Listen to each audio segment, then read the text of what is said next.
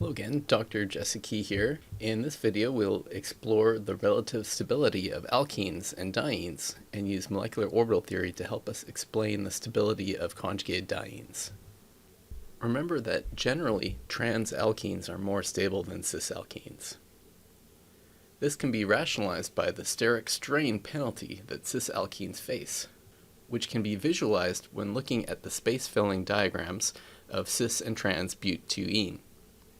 In the space-filling diagram, the carbon atoms are shown in this dark gray or black color, and the hydrogens in white. Notice on the right side of the slide that the methyl hydrogens in cis-but-2-ene are physically too close together, resulting in this steric strain. Hyperconjugation is an important stabilizing effect seen with alkenes. The more substituted an alkene, the more electron density that can delocalize to the sp2 hybridized carbons of the pi bond. We see this reflected in the general trend for alkene stability, where disubstituted alkenes are more stable than monosubstituted, trisubstituted more stable than disubstituted, and tetrasubstituted the most stable.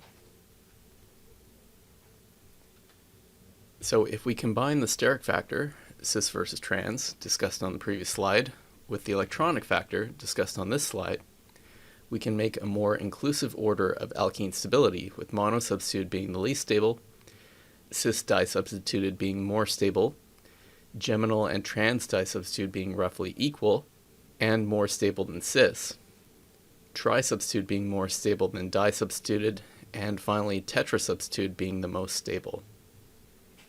Conjugation is an effect that can help stabilize a diene or polyene. Conjugated dienes exhibit greater stability than isolated alkenes, which can be demonstrated by their heats of hydrogenation.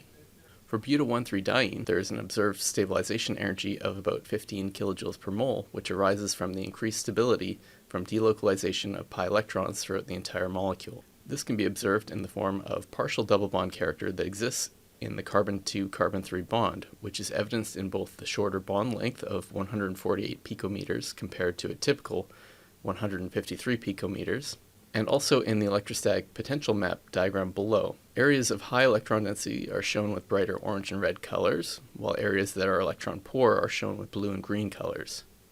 As you can see, there is significant sharing of electron density across the entire carbon backbone, indicating delocalization. Molecular orbital theory can help us explain why we see this partial double bond character between carbons 2 and 3. Let's quickly refresh ourselves on MO theory.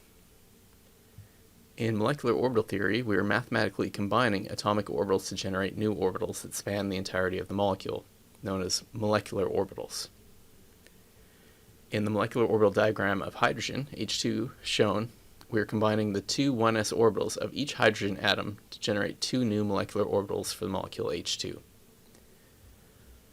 A lower energy bonding molecular orbital is generated by constructive interference, and a higher energy antibonding molecular orbital is generated by destructive interference. The two electrons fill the molecular orbitals from the bottom up following the off-bow principle to give us a filled bonding molecular orbital and an unfilled antibonding molecular orbital. Notice the lower energy bonding molecular orbital contains no nodes, while the antibonding molecular orbital is composed of two phases separated by a node. A node is an area of zero electron density that is always a destabilizing feature. The more nodes in a molecular orbital, the higher the energy.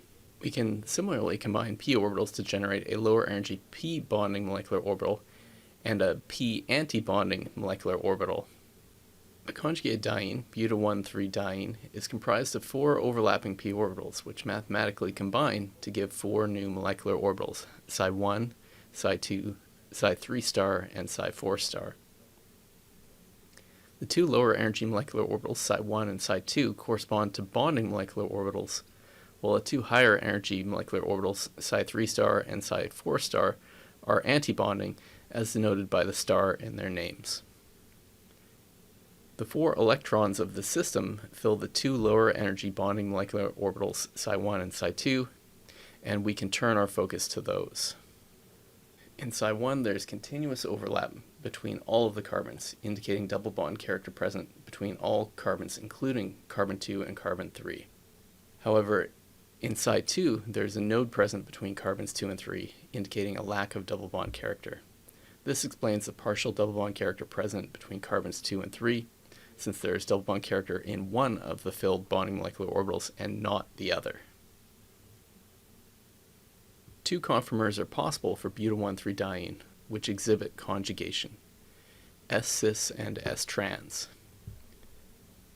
This nomenclature denotes the arrangement of the two alkene groups relative to their connecting sigma bond. Both of these conformations allow for continuous conjugation of the pi system. However, the S-trans conformation is greatly favored. At room temperature, there's an equilibrium between the two conformers, but 98% of the molecules will adopt the S-trans conformation at any given time. In this diagram, we have free energy on the y-axis and dihedral angle on the x-axis. As we go from the S-cis to the S-trans conformation, at the 90-degree dihedral angle, the two pi bonds are no longer able to overlap, and it represents an energy maximum where there's no stabilization from conjugation.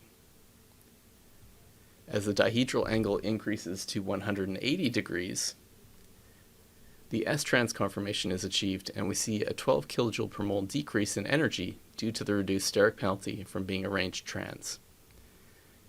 This explains the 98:2 preference for adoption of the S-trans conformation.